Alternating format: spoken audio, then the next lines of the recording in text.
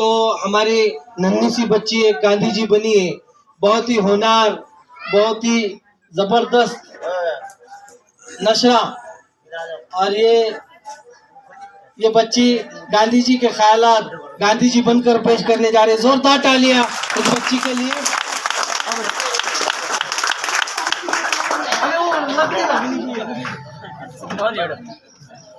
अस्सलाम वालेकुम। मेरा नाम नशा जाहिद कुरैशी है। मैं पहली जमात में पढ़ती हूँ। मैं गांधी जी हूँ। मेरा जन्म 2 अक्टूबर 1869 गुजरात के एक गाँव पोरबंदर में हुआ है। सब लोग मुझे प्यार से बापू कहते हैं और मैं आप सबसे यही कहना चाहता हूँ, सब मिलजुल कर रहो, सब एक ही। जय हिंद। ओहो, वेरी गुड, जोरदार तालियां। वही रास्ता, वही कारवा, वही जिंदगी, वही मराले, मगर अपने अपने मकान पर कभी तुमने कभी हमने चाहिए। ओहो, क्या बात है, माशाल्लाह माशाल्लाह। जोरदार तालियां इस बच्ची के लिए।